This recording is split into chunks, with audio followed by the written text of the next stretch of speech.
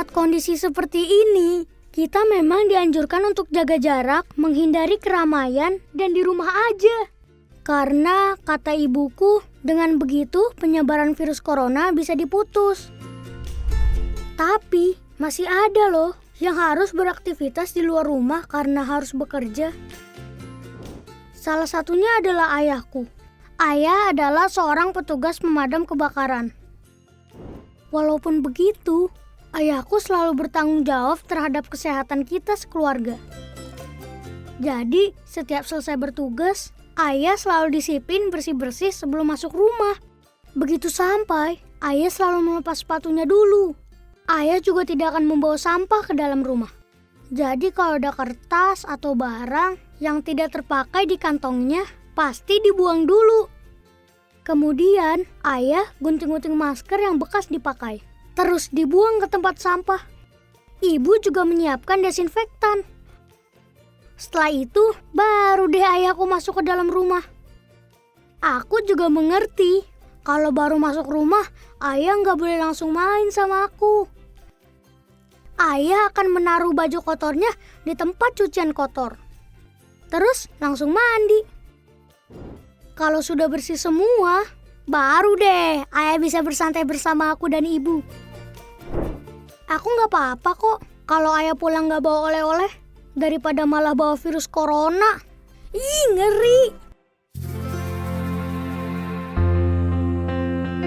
Shalom, selamat malam mempelai Kristus dimanapun berada. Kita kembali berjumpa dalam program Revival at Home. Mempelai Kristus, di masa-masa seperti ini mari kita bersama-sama lebih lagi mendekat kepada Tuhan, mencari hadirat Tuhan dan mencari apa yang menjadi kehendak Tuhan di dalam kehidupan kita. Melalui acara Revival at Home malam hari ini, biarlah kita juga semakin tahu setiap rencana Tuhan di dalam kehidupan kita, di dalam kehidupan keluarga kita. Mempelai Kristus, biarlah melalui Revival at Home malam hari ini, Tuhan melawat setiap keluarga kita dan menjadikan setiap keluarga kita menjadi keluarga-keluarga yang berkemenangan. Mari kita memuji Tuhan, menyembah Tuhan dan mendengarkan firman Tuhan bersama-sama di dalam acara Revival at Home. Stay at home bersama Revival at Home. Tuhan Yesus memberkati. Mempelai Kristus, mari kita bersama terlibat dalam pelayanan diakonia melalui program Lumbung Kasih untuk membantu saudara-saudara kita yang membutuhkan. Program ini kiranya dapat menjadi saluran bagi kita untuk memberkati sesama. Anda bisa menabur melalui nomor rekening BCA 013-540-4000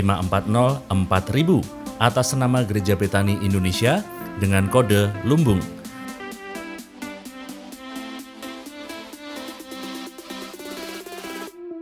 Selain Lumbung Kasih, Gereja Betani Salatiga bersama My Home Indonesia mengadakan program bergerak untuk kota Salatiga. Anda dapat berpartisipasi untuk menyalurkan bantuan pembagian sembako bagi keluarga yang terdampak pandemi COVID-19. Masih di rekening yang sama, rekening BCA 013-540-4000 atas nama Gereja Betani Indonesia dengan kode MHI. Shalom Bapak Saudara yang terkasih dalam Tuhan Yesus Kristus. Saya mengajak kita untuk memuji besarkan nama Tuhan. Mari menyembah bersama-sama.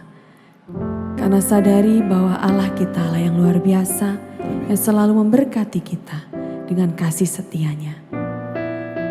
Mari kita sama-sama memuji Dia.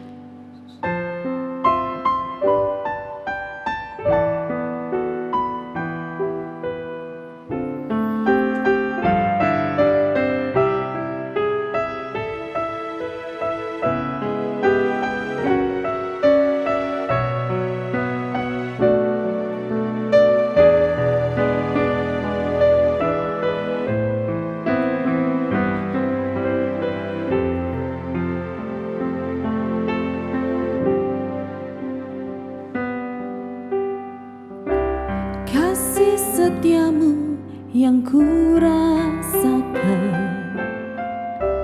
lebih tinggi dari langit biru. Kebaikanmu yang telah kau nyatakan lebih dalam dari lautan.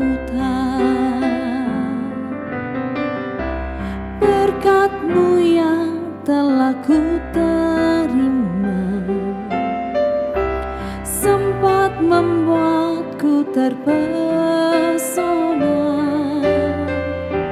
Apa yang tak pernah ku pikirkan, itu yang Kau sediakan bagiku. Siapakah aku ini Tuhan, jadi biji mata-Mu. Dengan apakah ku balas Tuhan selain puji dan sembah Kau.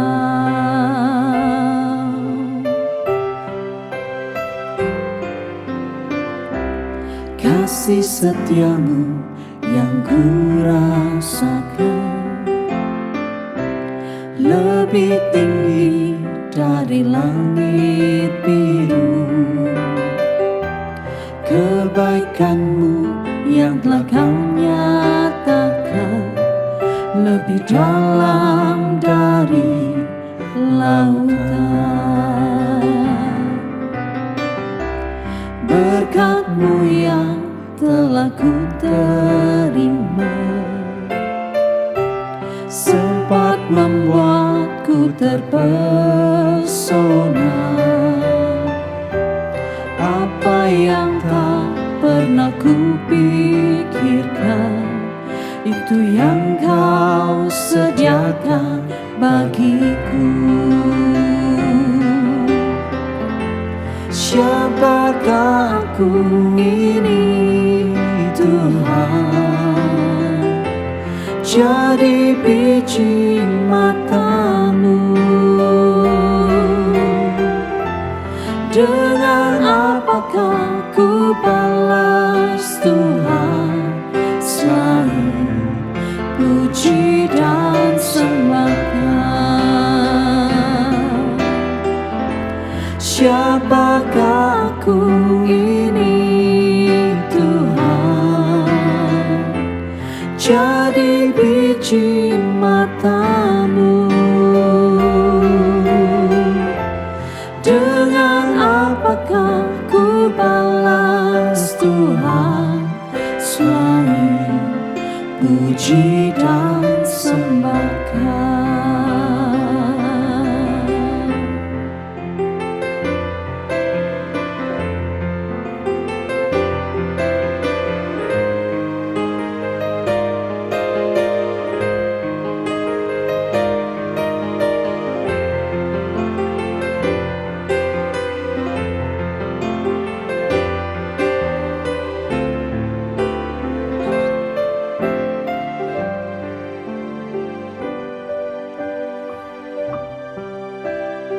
Kasih setia-Mu Tuhan sungguh nyata dalam kehidupan kami, dan kami mau terus Tuhan menyenangkan hati-Mu dengan pujian kami, dengan penyembahan kami.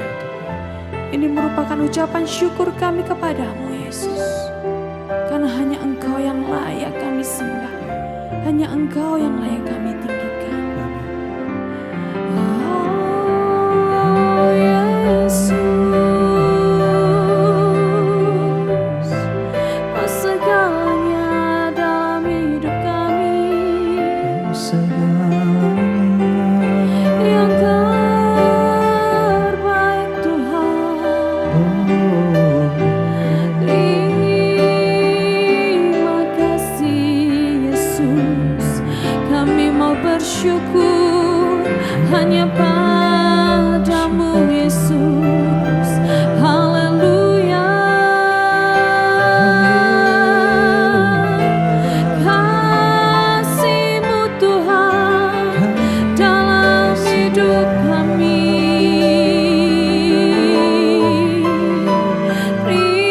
Terima kasih Tuhan. Haleluya.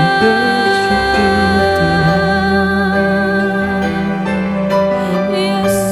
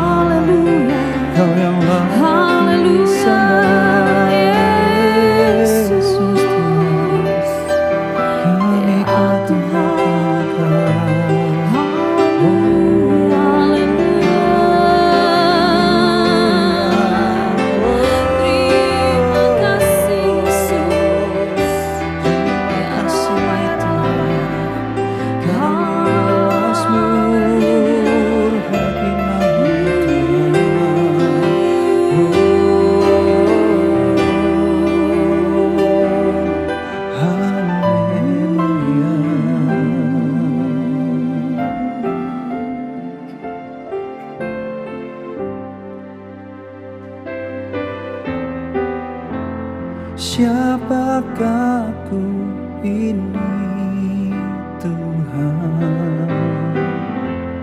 Jadi biji matamu.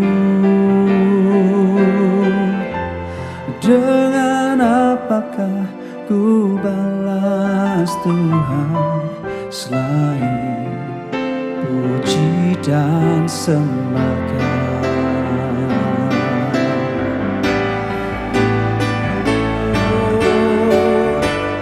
Siapakah ku ini Tuhan? Jadi biji matamu. Dengan apakah ku balas Tuhan selain puji dan sembah? Siapakah ku ini Tuhan? Jadi biji matamu.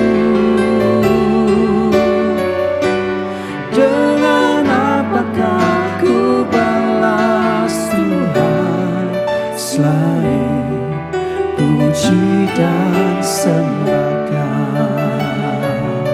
Selain puji dan sembah, selain puji dan sembah.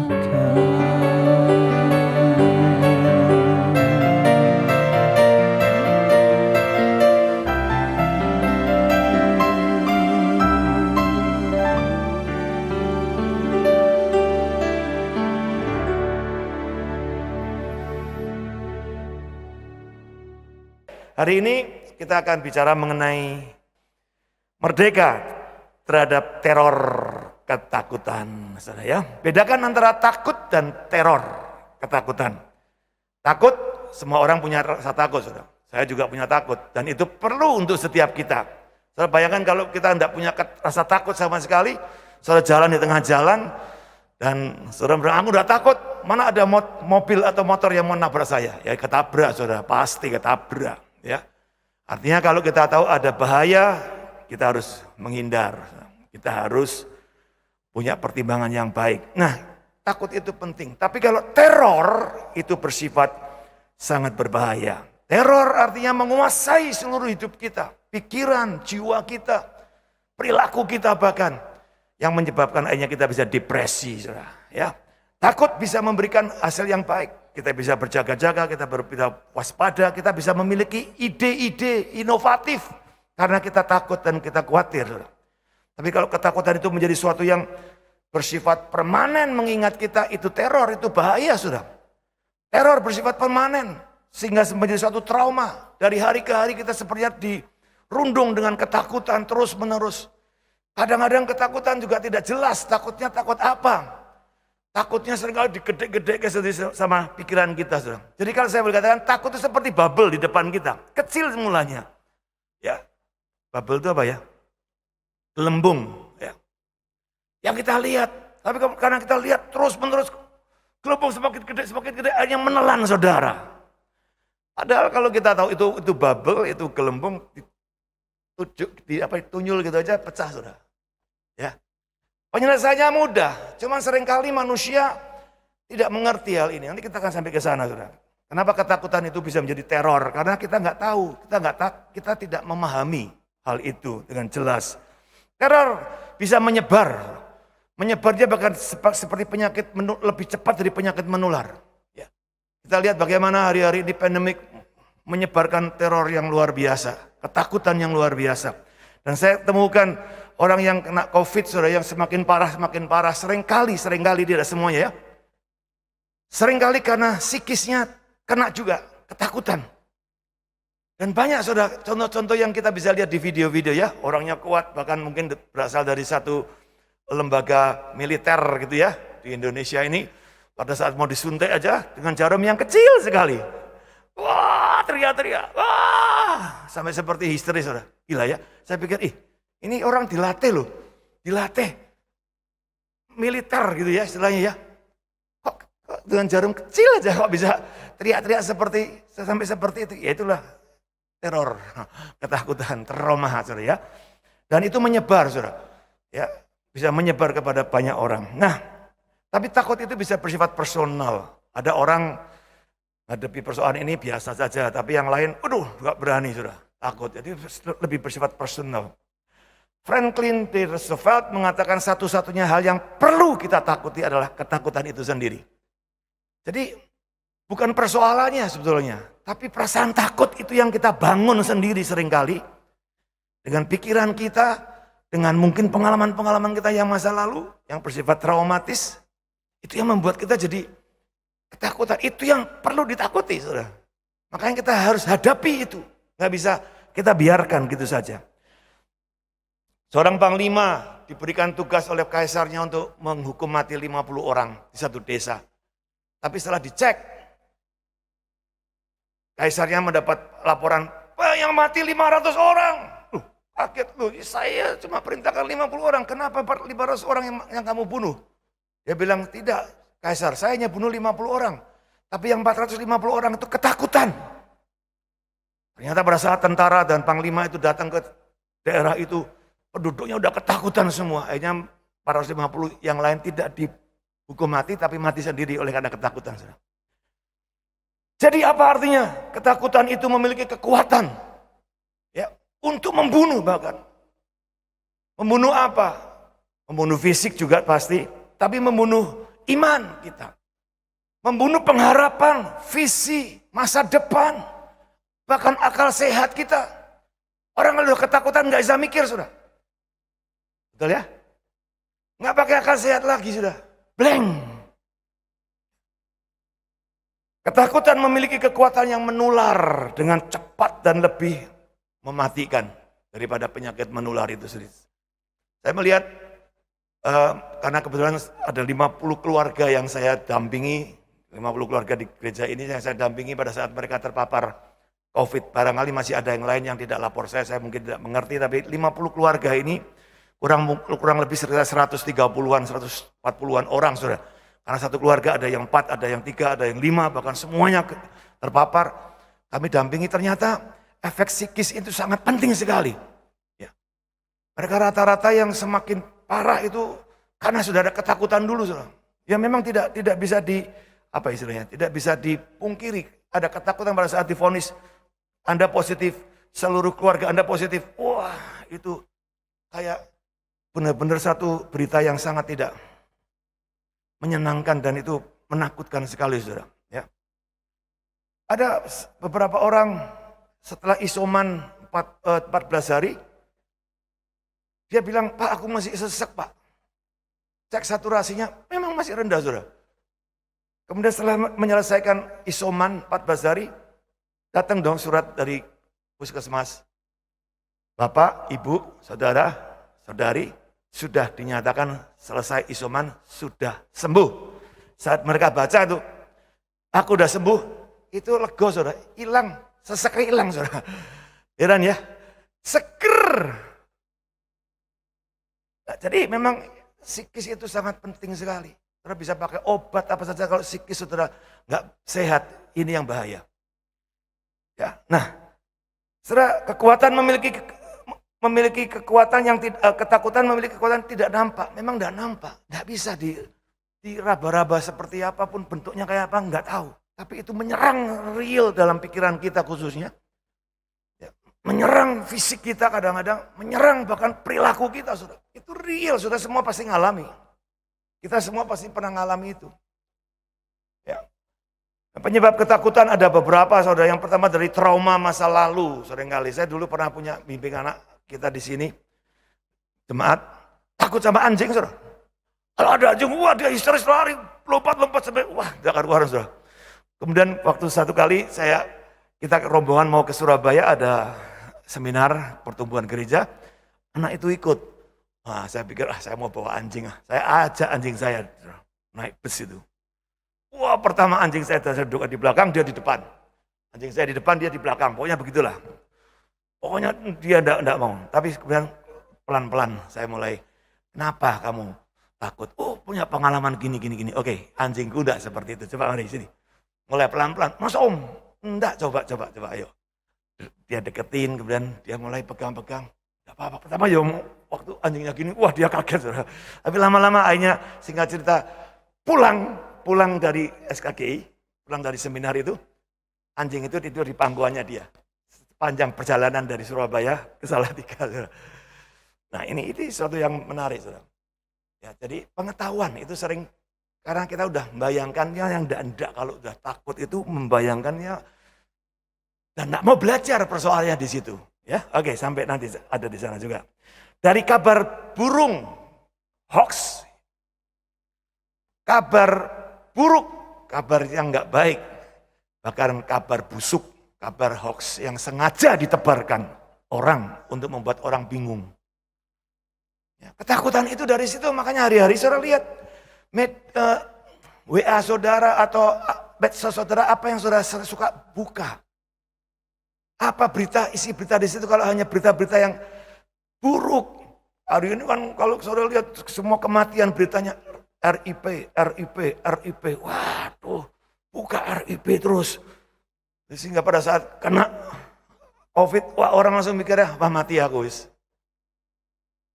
Atau mungkin orang yang terdekat dengan kita, kena begitu, wah kita langsung, wah mati dia. Atau gelisah luar biasa saudara. Ya. Imajinasi atau ilusi yang negatif. Kok aku ngene, ojo ngomong ini. Mau cocok ini. Wah itu tadi seperti bubble tadi. Membuat ilusi. Kita ini seringkali suka main ilusi. Saudara. Main drama dengan ilusi kita. Waduh nanti kalau gini gimana, nanti kalau gini gimana. Orang penelitian mengatakan 95% dari apa yang kita pikirkan itu, yang kita khawatirkan, gak ada yang pernah terjadi. Aneh ya. Manusia suka berimajinasi yang terlalu berlebih-lebihan. Ya. Dari kematian, kemiskinan, kesukaran hidup, kondisi masa depan. 4K itu. Ya, ketakutan seringkali bisa muncul dari situ. Ya. Takut mati. Ya. Kalau orang Kristen sudah dijamin loh, mati hidup itu sudah milik Tuhan. Mati hidup itu sudah kita benar-benar dijamin oleh Tuhan. Tapi seringkali masih banyak orang Kristen takut mati, saudara ya. Kemiskinan, wah ini apa lagi? Waduh takut miskin, kondisi seperti ini, wah gimana Pak? Ya. Uang bisa dicari saudara, ya. Mungkin hari ini kita bisa miskin, tapi besok, lusa kita bisa kaya kembali, bisa, gampang. Miskin itu tidak permanen sifatnya saudara. Ya. Amin, cuma ngomong cidok. Amin. Ya. Iya, tidak permanen kemiskinan kalau kita mau berjuang, pasti bisa. Amin. Apalagi dengan kondisi seperti ini, saudara. Wah, ini sebenarnya ada peluang-peluang besar di tengah-tengah pandemik seperti ini. Dan ada banyak berita yang sudah saya terima, Pak, Tuhan, bisnisku malah berkembang, Pak, di masa pandemik seperti ini. Kok iso? Ya, cerita gini. Wah, hebat ya, Tuhan itu hebat. Tapi kamu juga hebat. Kamu juga mau berjuang. Bukan cuma Tuhan yang hebat. Tok, gitu. Tapi kamu juga hebat. Karena kamu juga berinisiatif, merespon sesuatu yang baik. Dan seterusnya, kesukaran hidup, ya kita takut dengan kesukaran hidup, saudara. Kondisi masa depan yang nggak jelas, seringkali membuat kita panik. Oke, 1 Samuel 17 ayat 10-11. Waktu saya tinggal 7 menit.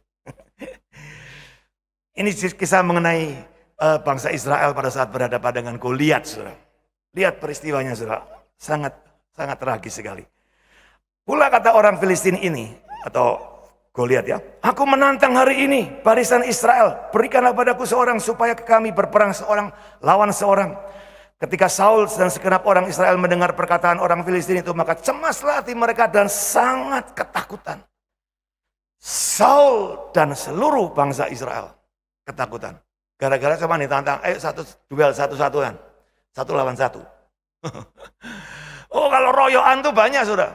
Makanya bangsa Israel dulu pernah waktu zaman Gideon, ayo siapa yang mau berperang buat Tuhan? Wah semua ngacung, 32.000 orang kumpul saudara.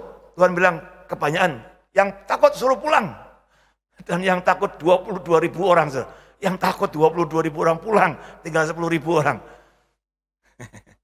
Dan akhirnya yang terpilih cuma 300 orang seperti yang Tuhan mau. Dan dengan 300 orang ini, Gideon dengan pasukannya ini mengalahkan musuh yang berpuluh-puluh ribu orang saudara. tanpa meneteskan keringat, apalagi darah, saudara. Ya, luar biasa kalau dengan Tuhan. Nah, Saul ketakutan.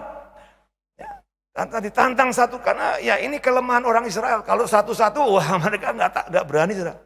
Dan ini betul-betul inti daripada orang ini takut atau tidak. Satu lawan satu. Kalau keroyokan itu bukan gambaran yang jelas, tapi satu lawan satu lah itu yang jelas. Nah, orang Filistin ini Goliat nantangnya satu lawan satu lah. Siapa yang wani, saudara? Orang yang wani bangsa Israel. Padahal lupa kalau dia punya Allah yang hebat. Orang Filistin itu dikatakan ayat 16, maju mendekat pada pagi hari dan petang hari. Demikianlah ia tampil ke depan 40 hari lamanya. Jadi setiap hari pagi datang, hei siapa yang mau maju? Nggak ada. Dia balik. Sore, siapa lagi yang mau maju? 40 hari sudah, terus menerus seperti itu. Itu teror. 40 hari bangsa Israel, wah maju, mundur. Maju lagi, mundur. Maju lagi, mundur. Jadi ini teror yang luar biasa membuat bangsa Israel gak punya nyali sama sekali untuk berhadapan. Untung ada Daud yang gak pernah dengar intimidasi dari Goliat ini. Ya, dan dia langsung maju. Dan dia tahu Allahnya lebih besar daripada Goliat. Sekalipun dia kecil secara fisik, tapi dia punya Allah yang lebih besar yang bisa mengalahkan Goliat. Dan kita tahu, satu batu kali cukup mengalahkan Goliat. Luar biasa. Jadi ini luar biasa sekali, saudara. Ketakutan itu memang senjata yang paling ampuh hari-hari ini. Kalau ada COVID-19 ini sebetulnya bicara soal teror, ketakutan. Ada teroris di Indonesia barang atau di mana saja, teror, ketakutan. Selalu yang diserang adalah ketakutan. Yang ditabur adalah ketakutan. Ya, itu sudah paten begitu, saudara. Ya. Jadi kalau sudah ada ketakutan, segera sadar. Kalau nggak sadar, membiarkan, bahkan ada orang menikmati ketakutan. Ya kita akan hancur, bukan dihancurkan oleh setan, saudara. Bukan. Oleh diri kita sendiri. Ya, jadi ketakutan itu memang sepertinya setan, pekerjaan setan, tapi bukan. Itu pekerjaan diri kita yang menghancurkan diri kita sendiri. Makanya self love itu penting, mengasihi dirimu. Kamu harus tahu siapa dirimu di dalam Tuhan. Sehingga kau bisa punya satu rasa happy dengan hidupmu, saudara. Dan kamu siap berjuang untuk keadaan yang sesulit apapun juga. Karena engkau ini berharga. Engkau ini mulia. Engkau itu mampu. Engkau bisa. Ya, itu mengatasi teror ketakutan sekarang. Yang pertama, tidak ada cara lain, hadapi dan atasi. Saya tidak bisa hanya cuma didoakan, tumpangi tangan, doakan, doa puasa, deklarasi firman Tuhan, wah supaya rasa takutmu hilang. Nggak bisa. Kenapa? Kenapa nggak bisa? Karena kamu memperkatakan ayat Alkitab itu karena takut. Ada perasaan ketakutan. Dasarnya ketakutan yang sudah membelenggu saudara sehingga kalaupun kau mengatakan Tuhan itu hebat, Tuhan itu dahsyat, itu hanya mulutmu. Tapi hatimu takut. Setelah kamu berhenti ngomong, takut lagi. Nah ini nggak bisa begitu. Dimulai dari hatimu yang tidak takut, saudara. Hadapi dan mulai perkatakan firman Tuhan. Pasti ada kuasanya. Katakan amin. Jangan buat metode. Metodenya adalah hatimu dulu harus berani. Hatimu harus teguh, saudara. Kalau orang berani bukan cuma, ya wes aku berani, tapi ya piye yo. Rasa gitu. Saudara tegas. Kalau di dalam 1 Korintus dikatakan, kalau berdiri teguh dan berdiri seperti seorang pria gitu. Pria itu artinya mengambil tanggung jawab, saudara. Aku nggak boleh takut. Aku harus menghadapi ini. Jangan lari. Ada orang dalam nama Yesus, dalam nama Yesus, dalam nama Yesus, setane guyu, saudara. Dalam nama Yesus kabeh wedi karo mundur-mundur. Nah itu tidak bisa. Dalam nama Yesus Yesus maju. Katakan amin. Harus tegas gitu. Tegas sama setan, bukan tegas dengan dirimu sendiri. Seringkali kita nggak berani tegas dengan diri kita. Kita maunya dinabubukkan terus, sayang, kasihan kamu. Enggak, saudara, berdiri tegak. Pada saat engkau berdiri tegak buat dirimu, setan ataupun semua apa yang di sekitarmu enggak akan pernah bisa menghadapi engkau. Ya, oke. Contohnya banyak. Yesus di Taman Getsemani, ketakutan, sangat ketakutan. Dosa semua manusia, pikul sama dia. Tapi di Alkitab bilang, semakin dia takut, semakin dia berdoa sungguh-sungguh. Artinya dia menetapkan diri untuk tetap maju. Gitu loh, saudara. Itu harus tegas, saudara. Tegas dengan diri. Kita dulu, baru nanti berikutnya Tuhan juga akan menolong kita. Ya, Stefanus juga demikian. Saudara baca dalam Kisah 6 ayat 15. Di hadapan para ahli agama, orang-orang yang pintar-pintar teologi, saudara. Dengan mata yang garang, mulut yang siap untuk memojokkan, menyudutkan. Stefanus tenang, wajahnya seperti malaikat katanya. Ya. Bukan pucat, saudara ya. Berarti pucat, Pak. Nah, emangnya malaikat pucat? Lah putih tau Pak malaikat? Nah itu gambarannya kita. Saudara.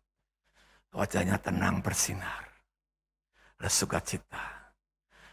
Tengah mata yang menyorot begitu sadis. Saudara. Pokoknya mau melumat habis kira-kira ini sih. Siapa namanya Stefanus ini yang goro-goro bawa ajaran Yesus yang lain ini. Tapi Stefanus tenang.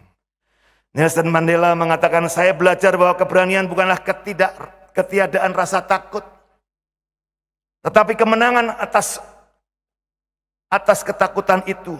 Orang yang berani bukanlah orang yang tidak merasa takut, tapi orang yang mengalahkan rasa takut. Jelas ya itu ya. Dia, Waldo Emerson mengatakan, dia yang tidak setiap hari menaklukkan rasa takut belum belajar rahasia hidup. Kalau saudara tidak mulai komitmen setiap pagi, aku tidak akan takut menghadapi keadaan hari ini. Aku tahu yang menyertai aku lebih besar. Roh yang di dalamku lebih besar. Aku akan hadapi setiap persoalan apapun juga. Saudara tidak akan pernah ketemukan rahasia kehidupan ini dengan baik. Artinya bagaimana hidup kebahagiaan, bagaimana hidup sukses. Yang kedua, pahamilah situasi yang Anda hadapi. Belajar, saudara. Ini kuncinya cuma belajar. Rasa takut itu muncul karena kita nggak ngerti. Bahkan diberitakan berita-berita tadi burung, busuk, berita buruk. Antara hoax dengan ketakutan itu sejajar jalannya bersama-sama. Di mana ada hoax, di mana ada berita-berita busuk, buruk, pasti ada ketakutan di situ. Ini seiring. Makanya saudara bisa pilahkan mana berita yang benar, mana berita yang busuk dan buruk. Dan berita burung. Harus. Itu tugas kita. Pak itu kan yuk, susah. Ya memang harus susah sedikit belajar tapi. Supaya saudara mau belajar. Jangan ada berita apa langsung telan. Langsung dikirim kemana-mana. Karena kamu sudah takut. Kirim kemana-mana. Akhirnya saudara jadi pengirim berita buruk juga. Saudara juga jadi teroris juga sebetulnya buat teman-teman yang lain. Ya kan? 2 Raja-Raja 6, 15, 17 saudara lihat bagaimana bujang Elisa waktu itu bangun pagi. Tentara Filistin sudah mengepung mereka. Gemetar, Tuhan mati kami kali ini Tuhan. Tentara mengepung. Elisa bilang, jangan takut. Yang menyertai kami lebih banyak. Tuhan bukakan matanya. Kling gitu ya, dilihat sekeliling gunung. Tentara Allah sedang mengelilingi mereka. Menyertai mereka. Hari-hari saudara perlu minta mata yang seperti itu. Mata yang bisa menembus dari seluruh ketakutan saudara. Saudara tahu Allah yang menyertai engkau. Lebih besar dari segala apapun juga. Katakan amin. 2 pengintai saudara. Selama bujang tadi tidak ngerti, ya dia takut terus. Walaupun jangan takut. Wes percaya saja. Nggak bisa, saudara bisa punya pengetahuan. Ternyata tentara yang menyertai kami lebih banyak. Tentara ilahi yang menyertai kami lebih banyak, lebih besar.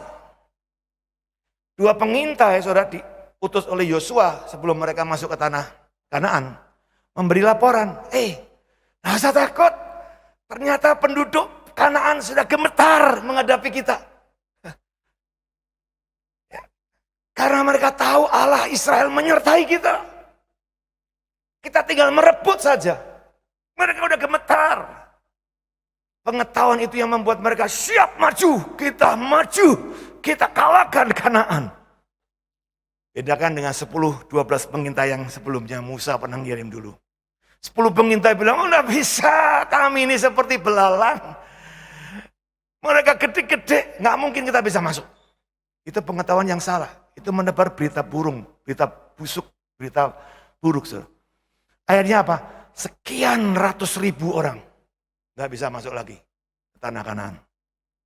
Hanya 2 orang yang bisa masuk. Yosua, Kaleb, yang bilang, tidak, kami pasti bisa masuk. Allah kami lebih besar daripada bangsa-bangsa yang ada di tanah Kanaan. Dan 2 orang itu yang bisa masuk, yang lain tidak bisa masuk. Tidak ada sesuatu pun dalam hidup yang perlu ditakuti, kata Marie Curie. Hanya untuk dipahami atau dipelajari. Sekarang adalah waktu untuk lebih memahami sehingga kita tidak perlu takut. Sekarang ini waktu untuk belajar. Saya bilang belajar. Situasi sulit ini untuk kita semakin giat belajar. Kenapa harus vaksin? Katanya vaksin ada antichrist. Katanya vaksin adalah penghukuman. Vaksin ada pengontrolnya nanti. Saudara jangan telan mentah-mentah. Belajarlah. Orang kalau yang terlalu, sorry ya. Orang saudara terlalu rohani tidak mau belajar lagi, saudara akan bilang, enggak, aku tidak mau vaksin. Kenapa? Ada chipnya. Dari mana tahu? Lah ini, hamba Tuhan ini ngomong-ngomong Pak. Ya belajar, jangan ditelan saja. Benar enggak? Kalau vaksin itu berurusan dengan antikris, apakah pada saat saudara akan divaksin, saudara harus dipaksa, kamu harus menyangkal Yesus ya, baru kami vaksin. Nah itu antikris. Kalau enggak, di mana antikrisnya? Pakai akal sehat. Sederhana kita diberi otak ini cukup luar biasa. Tapi seringkali kita nggak mau pakai. Kita hanya mau yang over spiritual, yang supranatural, yang sebetulnya juga kadang-kadang sok ngaco. Buatan manusia. Pemikiran-pemikiran yang membuat saudara juga takut. Itu kan menakut-nakuti. Apalagi dikaitkan dengan akhir zaman. Akhir zaman lo nih, awas lo hati-hati lo. Antikris akan berkuasa. Kita semakin... Saya lihat orang Kristen fobi banget dengan akhir zaman. Saudara. Akhir zaman itu akan menjadi suatu masa yang gelap, yang luar biasa, menakutkan. Jangan fobi. Alkitab ditulis bukan untuk membuat saudara saya dan saya ketakutan. Tuhan bilang dalam 2 Timotius 1:7. Allah tidak memberikan roh ketakutan. Tapi roh yang mendatangkan apa? Kekuatan, kasih, dan ketertiban. Tertib. Kalau pemerintah mau saudara divaksin supaya kamu sehat, kamu bisa aktivitas secara baik, tidak menjadi penyebab penularan buat orang lain, tidak mencelakakan orang lain, itu ketertiban, itu kasih saudara. Belajarlah, belajar saudara, ya belajar. Jadi takut itu muncul karena kita nggak mau belajar aja. Makanya orang yang paling gampang ditakut-takuti yang adalah orang yang tidak berpendidikan, uneducated. Negara yang tidak mendorong pendidikan, rakyatnya bodoh, dia pasti bukan dari Tuhan. Tapi kalau hari ini kita lihat Pak Jokowi, ayo memberi semangat buat kita semua. Supaya kita semua sehat, pendidikan dengan baik. Saudara bisa sekolah, mau sekolah S1 sampai S10 juga boleh. Mau sekolah model apa saja silakan. Yang wanita, yang laki, semuanya, anak-anak silakan semua. Ada loh negara yang nggak bilang wanita nggak boleh sekolah, apa-apaan sekolah wanita. Wanita itu di belakang ini, ya. Banyak saudara. Nah yang ketiga saudara, nikmatilah kekuatan dari kemerdekaan atas rasa takut. Nikmati kekuatannya. Betapa menyenangkan hidup di mengatasi rasa takut itu. Ya. Yesus waktu 70 murid datang kepada Yesus, lapor, Tuhan luar biasa, setan tunduk kepada kami. Oh ya benar, aku lihat setan jatuh seperti kilat. Tapi jangan bersukacita karena setan tunduk sama kamu. Tapi berbahagialah karena namamu tercatat di dalam kitab kehidupan. Itu yang lebih penting. Bukan manifestasi kuasanya yang wah. Tapi engkau punya satu jaminan, namamu tercatat. Itu kau harus bersukacita karena itu. Sehingga engkau tidak akan takut lagi pada saat kau menghadapi setan yang kesekian. Ya. Peristiwa-peristiwa mungkin yang menakutkan, kamu tidak takut lagi. Namamu sudah tercatat dalam kitab kehidupan, itu jaminan. Ya. Hana pada saat dia mandul dan dibuli oleh Penina, saudara.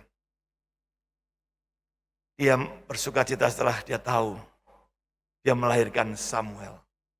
Dan akibat dia bersukacita, menikmati kekuatan dari semua ketakutan yang ditebarkan oleh madunya ya, Penina. Dia akhirnya dapat 5 anak lagi. Bukan orang mandul ternyata, bukan wanita mandul. 6 anaknya. Tapi karena ketakutan yang ditebarkan, dia berkata, iya aku mandul. Aku orang yang tidak seberuntung. Aku orang yang tidak bisa bahagia. Aku orang yang begini-begini. Ya akhirnya kita akan menikmati tadi yang namanya ketakutan dan kehancuran. Saudara. Siapa yang membangun? Kita sendiri. Ya. Untung si ini tidak begitu. Oke, yang berikutnya Robert Greene mengatakan ketakutan Anda adalah sejenis penjara yang membatasi Anda dalam serangkaian tindakan terbatas, sangat terbatas. Orang takut tidak bisa kemana-mana, saudara. Itu seperti kita terpenjara. Mau ini takut, mau ini nggak bisa, mau ini nanti alasannya begini, mau ini nanti jangan-jangan begini. Semuanya jadi terbatas. Makin sedikit Anda takut, makin banyak kekuatan yang akan Anda miliki dan makin lengkap akan hidup. Cek saudara, apa sih yang buat saudara paling takut? Inventarisasi. 1, ini. Mulai saudara buat daftar, aku harus menang terhadap ketakutan ini. Jalani, atasi. Lakukan apa yang kau takutkan. Dan ternyata kau kata, oh ternyata ya udah begitu-begitu menakutkan ya. Belajar dari situ maksud saya. Dan mulai nikmati pada saat kau mulai berkemenangan. Dorothy Thompson mengatakan hanya ketika kita tidak lagi takut, kita mulai hidup. Jadi kalau sudah masih hidup dalam ketakutan, kita belum hidup benar-benar hidup, saudara. Yang keempat, bergembiralah dan bagikanlah kasih. Bergembiralah. Bergembiralah untuk dirimu, saudara. Seringkali kita mau membahagiakan orang lain, membahagiakan sana-sana, boleh, itu boleh, harus. Tapi engkau juga harus bahagia buat dirimu sendiri. Kamu harus bisa menghargai bahwa hidupmu ini layak bahagia. Sehingga engkau tidak lagi mengalami ketakutan-ketakutan yang tidak perlu itu. Saudara. Bergembira dan bagikanlah kasih, bersukacitalah senantiasa dalam Tuhan. Sekali aku katakan bersukacitalah. Kapan ini diucapkan oleh Paulus? Saat dia ada di penjara. Kalau dia bisa memberi nasihat ini berarti dia juga sudah melimpah sukacitanya. Di penjara sekalipun. Tidak membuat dia takut, tidak membuat dia terbelenggu. Kita seringkali di luar penjara, tapi kita semua sedang terbelenggu dengan ketakutan kita. Tembok kiri ketakutan, tembok depan ketakutan, tembok kanan ketakutan, tembok belakang ketakutan. Dan serba ketakutan, kita mau ke kanan, mau ke kiri, mau kemana-mana takut. Ke atas Pak, tambah takut lagi. Karena kita sama Tuhan rasanya susah. Dengan yang kelihatan aja kita takut, apalagi yang nggak kelihatan saudara ya. Hendaklah kebaikan hatimu diketahui semua orang. 1 Yohanes 4 ayat 18. Dalam kasih tidak ada ketakutan. Kasih yang sempurna melenyapkan ketakutan. Sebab ketakutan mengandung hukuman. Dan barang siapa takut ia tidak sempurna dalam kasih. Petrus dan Yesus berselancar di atas air. Di atas gelombang. Jalan di atas air. Itu saya bisa membayangkan, betapa senangnya. Berjalan bukan soal badainya lagi. Tapi mereka berdua berjalan di atas air, di atas gelombang, ya, gelombang badai yang masih belum reda waktu itu. Mereka sedang berselancar dengan Tuhan Yesus. Begitu indah, menyenangkan, menikmati kebahagiaan. Dan saling memberkati satu dengan yang lain. Setelah mereka masuk naik ke kapal, baru badai itu reda. Saudara. Jangan pikirkan badai. Badai barangkali badai pandemik akan terus berjalan. Mau berapa tahun, enggak tahu. Tapi kalau saudara bisa berselancar di atas badai pandemik, kau tetap berkarya, saling berbagi hidup. Tetap bisa bahagia untuk dirimu, tapi engkau juga bisa berbagi dengan sesamamu. Saya percaya itu akan jadi sesuatu masa hidup yang luar biasa. Jika Anda ingin menyembuhkan dunia, jangan memunculkan ketakutan. Munculkanlah cinta. Ramdas mengatakan itu. Dan yang terakhir, Babe Ruth mengatakan, jangan biarkan rasa takut yang menyerang membuat Anda tidak bisa bermain lagi. Pak, nggak bisa sekarang bermain gimana? Di rumah terus. Di rumah saudara juga bisa bermain. Dengan suamimu, dengan anak-anakmu, dengan istrimu. Dengan setiap apa yang kau bisa miliki di rumahmu. Tetap bermain, tetap bersuka cita. Dan itulah kekuatan yang luar biasa akan menyertai kita. Sehingga kita tidak perlu lagi hidup dalam teror ketakutan. Mempelai Kristus, kami mengajak Anda, Jemaat Gereja Betani Salatiga, untuk menghadiri satu ibadah yang di bulan September ini bertajuk Ibadah Kebangkitan Bangsa, Kamis 9 September 2021, jam 18.45, dengan tema Kepemimpinan Hamba. Kami nantikan kehadiran saudara untuk bersama-sama beribadah secara onsite atau beribadah di gereja. Ajak teman dan keluarga Anda di ibadah kebangkitan bangsa. Mempelai Kristus, kita bersyukur saat ini jumlah kontak erat, suspek, probable, dan positif COVID-19 di kota Salatiga sudah sangat menurun, yang kini ada di angka 80-an positif isolasi. Tapi ingat, jangan kendor untuk tetap menaati protokol kesehatan 5M, dan yang tidak kalah pentingnya, segera vaksin bagi Anda yang belum melakukannya demi keselamatan diri dan keluarga yang kita cintai. Jangan ragu-ragu, karena vaksin baik untuk kita semua. Selamanya ku memujimu, ku sembah Kau Tuhan. Selamanya ku ucapkan syukur, Yesus yang ku sembah. Shalom mempelai Kristus dimanapun Anda berada. Semoga mempelai Kristus diberkati melalui acara Revival at Home malam hari ini. Dan mempelai Kristus dapat kembali mengikuti acara Revival at Home setiap hari Rabu jam 7 malam. Jangan lewatkan juga beberapa acara yang kami yakin akan menjadi berkat dalam setiap kehidupan kita. Nongki Kui, sebuah acara ngobrol asik buat kamu-kamu yang berjiwa muda. Setiap hari Jumat jam 7 malam. Dan ada acara doa penjaga kota yang ada di setiap hari Sabtu jam 7 malam. Di sini kita akan bersyafaat berdoa bagi kota dan bangsa yang tercinta Indonesia. Jangan lewatkan juga ada satu program ruang doa dan konseling setiap hari Senin sampai hari Jumat jam 9 malam sampai jam 10 malam.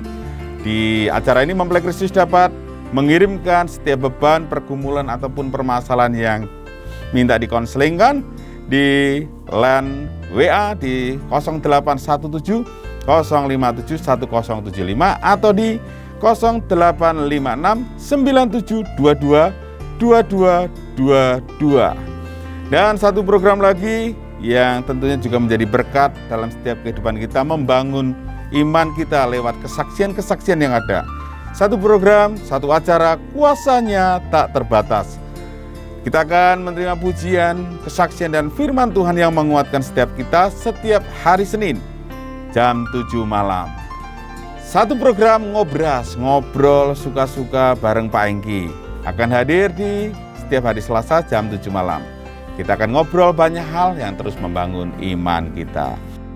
Seluruh acara tersebut Mempelai Kristus dapat akses melalui on air di 107,7 Betani FM, di fanpage Facebook Betani FM 107,7 MHz, streaming radio online Betani FM di radiobetani.radio12345.com, serta di YouTube Gereja Betani Salatiga. Kami mendoakan seluruh mempelai Kristus dalam keadaan yang sehat, diberkati, selalu bersukacita, dan Tuhan Yesus memberkati.